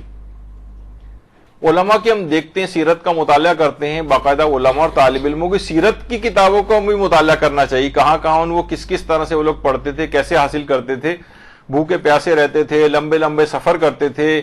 طالب علموں کے متعلق کہا جاتا ہے کہ قبرستانوں میں سوتے تھے. ایک عالم دین نے نجف میں کچھ عرصے پہلے ایک مدرسہ بھی بنایا, تو خود جب وہ بنا رہے تھے وہاں, تو وہ کہتے تھے کہ وہاں حالات ایسے نہیں ہیں عراق میں ظاہر ہے, تو کچھ طالب علم ایسے تھے جو مختلف مقبروں میں جا کر قبرستانوں میں سوتے تھے, کوئی جگہ ہی نہیں ہے. اور تو یہ کیا ہے کہ یہ مشقت کے ساتھ جو ہے نا علم دین کو حاصل کرنا, رات بھر جاگنا. جو ہمارے عالم انتقال کر گئے علامہ ذیشان نظر جوادی, ان کے کلاس فیلوز اور جو اور علماء ہیں وہ بتاتے ہیں کہ کبھی ان کے کمرے کی لائٹ ہم نے بند نہیں دیکھی, لگتا ہی نہیں. پوری رات بیٹھ کے ترجمے کرتے تھے, پھر اپنے صبح جو درس شروع ہوتے تھے تو ان درسوں میں آ جاتے تھے, اور شام تک اس میں مصروف رہتے تھے, پھر جا کر لکھنا شروع کر دیتے تھے, پھر پوری رات لائٹ جل رہی. کب سوتے تھے آخر؟ تو اپنے اس تمام ٹائم پیریڈ کو انہوں نے اتنی محنت اور مشقت کے ساتھ گزارا. ہمارے سرپرست اعلیٰ مولانا غلام علی وزیری صاحب, ان کے متعلق خود وہ بتاتے ہیں, مولانا غلام علی وزیری صاحب, کہ جب ہم نجف میں ہوتے تھے اور رات کو نیند ستاری ہوتی تھی, تو اپنے پاؤں, ہمیں کچھ تو مظاہرہ ہمارے سامنے ہی کرتے ہیں, اور وہ آپ کو پتہ ہے کہ بہت سے لوگ ان کو جانتے ہیں, ان کے مزاج کو کتنے جیدار ہیں وہ, کہ ہم اس طرح سے میں اپنے پاؤں کے بال نوچ کے بھی دکھائے, میں بال اکھاڑ کے دکھائے اپنے پاؤں سے, کہ میں اس طرح سے بال, تاکہ تکلیف سے ہم ساری رات جاگتے رہیں اور علم حاصل کرنے میں یعنی کوئی تعطل نہ آنے پائے. کہ رات کو نیند ستاتی تھی تو اپنے جسم کو کچھ ایک مناسب حد تک اذیت دے کر اور اس طرح سے بال اکھیڑ کے بھی انہوں نے ہمیں دکھائے. تو خیر اتنی تو آپ سے ریکوائرمنٹ نہیں ہے, لیکن یہ کہ کم سے کم اتنا ہو کہ یعنی ہر وقت کی عیش پرستی اور ہر وقت آرام اور سکون کی تلاش, اور یہ نہیں, اس میں بہت محنت جو ہے وہ درکار ہوتی. تو بہت سے ملتا بھی ہے. پیغمبر کے بعض اصحاب ہوتے تھے کہ ہر وقت تو ہر صحابی کا وہاں پہ پیغمبر کے پاس موجود ہونا ضروری نہیں ہوتا تھا, کہ ظاہر ہے اور بھی کام ہوتے ہیں. تو اگر ان کا کوئی درس مس ہو جاتا تھا, کیونکہ پیغمبر کی تو ہر نشست درسی ہوتی تھی, مسجد نبوی ہے تو پیغمبر خطاب کر رہے ہیں, اور جہاں پہ بھی موجود ہیں تو وہاں تعلیمات کو بیان کر رہے ہیں, تو کبھی ان سے مس ہو جاتی تھی کوئی ایک لحاظ سے, جسے ہم اپنی زبان میں کہیں کلاس پیغمبر کی, تو وہ اصحاب جو اس کلاس میں شریک ہوتے تھے, وہ اصحاب ان جیسے عبداللہ ابن عباس کے متعلق ملتا ہے کہ کبھی مس ہو جاتی ان سے وہ کلاس, تو وہ ان اصحاب کے گھروں کے باہر جا کر بیٹھ جاتے تھے, یا ان کے گھر جاتے تھے, معلوم ابھی گھر پر نہیں ہیں, تو انتظار کے لیے باہر گھنٹوں بیٹھے رہتے تھے، یا میں کہ وہ سو رہے ہیں تو جب تک وہ سو کر اٹھ نہ جائیں وہیں چادر بچھا کر بیٹھ جاتے تھے کہ جب اٹھیں گے تو میں ان سے وہ تمام چیزیں حاصل کروں گا کہ جو پیغمبر نے آج اپنی درس میں ارشاد فرمائی۔ تو یہ کیا ہے، یہ ہم فوراً ہوتے تو ہم تو یہ کہتے کہ ان کو گھر آ جانا چاہیے تھا، اگلے کسی اور دن جا کر پوچھ لیتے، نہیں، یہی تو ہے کہ یہ عیش پرستی وغیرہ ان کے لوگوں کی فطرت میں نہیں تھی، تو انہوں نے بڑے مقام، تو آج ہم اتنے 14 سال بعد بھی بیٹھے ان کا ذکر کر رہے ہیں۔ تو ایک عالم سے باقاعدہ کسی نے پوچھا بھی تھا کہ آپ نے اتنا علم کیسے حاصل کیا، تو انہوں نے کہا 2 وجوہات کی بنا پر۔ ایک تو یہ کہ جو کچھ میں نے سنا وہ سب کا سب یاد کرنے کا التزام کیا، یعنی یہ نہیں کہ بس اب جو کتنی باتیں آج آپ نے سنی ہیں 2 باتیں یاد رکھ لیں باقی سب بھلا دی، نہیں، جو سنا میں نے اس کو یاد کرنے کا التزام کیا کہ میں جو سنا ہے اس کو لکھوں گا اور اس کو ذہن نشین کر لوں گا، اس کو التزام کیا۔ اور فرماتے ہیں طلب علم کے لیے جتنا سفر کرنا ضروری تھا وہ سب میں نے اپنی زندگی میں وہ تمام سفر کیے۔ تو بہرحال یہ چیز ہے۔ اور انہوں نے یہ بات بھی بیان فرمائی کہ 2 چیزیں ایسی ہیں جو خصوصیات، ایک جانوروں والی خصوصیت ہے اور ایک جمادات والی خصوصیت ہے، وہ میں نے اپنے اندر حاصل کی۔ ایک تو خصوصیت یہ ہے کہ صبح سویرے اٹھنا، پرندوں کی مانند صبح سویرے اٹھنا، یہ ایک ایسی عادت ہے جو تقریباً ناممکن ہوتی جا رہی ہے لوگوں کے لیے۔ ساری رات جاگتے ہیں اور پھر اس کے بعد پھر صبح کو پڑھ کر سو جاتے ہیں اور پھر دوپہر تک سوتے رہتے ہیں پڑے ہوئے۔ تو یہ سحر خیزی ہے، اس سے علم حاصل ہوتا ہے، اس میں ایک نورانیت ہے، ایک برکت ہے سحر میں۔ اور سحر خیزی سے مراد سورج نکلنے کے بعد کا ٹائم نہیں ہے، اصل سحر خیزی ہے نماز فجر سے 2 گھنٹے پہلے کا ٹائم، 2 گھنٹے پہلے، یعنی مقصد ہے کہ اس سے پہلے آپ اٹھیں، نماز شب پڑھیں، نافلہ فجر پڑھیں، تلاوت قرآن کریں، یہاں تک کہ فجر وغیرہ کا وقت آ جائے۔ چلے اتنا نہ ہو تو کم سے کم فجر کو ہی اول وقت پہ انسان پڑھے اور اس کے بعد جب تک سورج نکل نہ جائے تب تک تعقیبات اور دعائیں، یا مثلا اگر علم دین بھی حاصل کر رہا ہے تو وہ سب سے بیسٹ ٹائم ہے۔ وہ کہا جاتا ہے نا رزق کے تقسیم ہونے کا، تو ہر قسم کا رزق اس وقت تقسیم ہو رہا ہوتا ہے، علم کا رزق بھی تقسیم ہو رہا ہوتا ہے، نورانیت کا رزق بھی تقسیم ہو رہا ہوتا ہے، ہر کچھ دنیاوی رزق بھی تقسیم ہو رہا ہوتا ہے۔ جو اس وقت سوتا ہے وہ کھوتا ہے۔ تو بہرحال جو ایک تو انہوں نے کہا کہ جانوروں والی خصوصیت کیا، پرندے وہ الگ صبح اٹھتے ہیں، یہ میں نے ان سے سیکھا، اس سے میرے اندر یہ پیدا ہوئی۔ اور دوسری چیز انہوں نے کہی، دوسری چیز یہ ہے کہ جمادات، پتھر ہے جیسے، آسائشوں پر میں نے جمادات کی طرح صبر کیا، یعنی آپ نے دیکھا نا پتھر کچھ نہ دو تب بھی خاموش پڑا رہتا ہے، کسی سے کوئی شکایت نہیں کرتا۔ تو کوئی آسائش نہیں بھی ملے تو پتھر کی طرح سے پڑے ہوئے کیا فرق پڑتا ہے، نہیں ملی تو نہیں ملی، تڑپے نہیں جا رہے ہیں اس کے لیے، مچلے نہیں جا رہے ہیں، شکایتیں پوری دنیا میں کرتے نہیں پھر رہے ہیں لوگوں سے کہ ہمیں فلاں چیز نہیں ملی اور فلاں چیز نہیں ملی۔ یہ چیزیں 2 چیزیں میں نے سیکھی، کہ جانوروں والی چیز سیکھی کہ الگ صبح اٹھوں، اور جمادات کی طرح سے آسائشوں پر صبر کرنا سیکھا، یعنی کوئی خواہشیں نہیں ملی تو کوئی بات نہیں، ایسے ہی اس سے گزارا کر لیا اور کسی سے کوئی حرف شکایت زبان پر نہ لائے۔ ان 2 چیزوں سے جب آری ہو گئے تو پھر ہمارے پاس بہت وقت بھی بچ جاتا ہے۔ صبح سویرے اٹھیں، آپ کے پاس اتنا وقت ہوگا دن نہیں کٹے گا آپ کو۔ جب اٹھیں گے 12-1-2 بجے سو کے تو 3 گھنٹے بعد تو غروب ہونے کا ٹائم ہو جائے گا سورج کی، تو پورا دن تو نکل گیا اس میں۔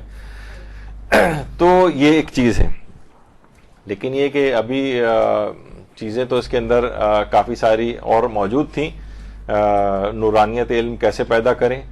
تو لیکن یہ ہے کہ کیونکہ ابھی اگلا لیکچر بھی بہت اہم ہونا ہے، سر وسیم امام آپ کے جو ہے وہ لیکچر لیں گے، تو کوشش یہ کریں گے کہ انشاءاللہ جو اگلی کلاس ہوگی اس میں باقی ماندہ گفتگو کو مکمل کر لیا جائے۔ اور پھر ان تمام چیز آپ نے دیکھا کہ اس سے پہلے جو تلاوت قرآن کے حوالے سے جو خاص سورہ میں نے بتائے ہیں، ان کی پابندی کے ساتھ ان پر اگر آپ عمل کرنا شروع کریں تو آپ خود دیکھیں گے کتنی تیز رفتاری کے ساتھ اس سفر کو واقعتاً نورانیت میں تبدیل آپ کر سکیں گے۔ کیونکہ دیکھیے بہرحال یہ ہوتا ہے کہ انسان علم تو حاصل کرتا جاتا ہے، لیکن اس کے وہ ثمرات اس کو نہیں مل پاتے ہیں کہ جو کہ اس علم کے نتیجے میں اس کو حاصل ہونے چاہیے۔ تو نورانیت علم پیدا کرنا ایک بہت ضروری چیز ہے۔ اگر علم کے ساتھ نورانیت نہیں ہے تو یہ ایک، میں نے اس سے پہلے جو جملہ استعمال کیا کہ وبال جان بن جائے گا، یہ ایک عذاب بن جائے گا، یہ اپنے ساتھ برائیاں اور خامیاں لے کر آئے گا اس سے کہیں بہتر وہ شاید جہالت ہوتی کہ اس کے کچھ بچت کا امکان ہوتا، لیکن اس میں تو علم حاصل کرنے کے بعد آپ نے بے عملوں والا کام کر کے ان سے بھی بدتر ہو گئے، جاہلوں سے بھی. تو اس وجہ سے اس نورانیت کو حاصل کرنا بہت ضروری ہے. اس کے کچھ اعمال اور ہیں جو انشاءاللہ اگلی نشست میں ہم بیان کریں گے. وصلی اللہ علی محمد وآلہ الطیبین الطاہرین.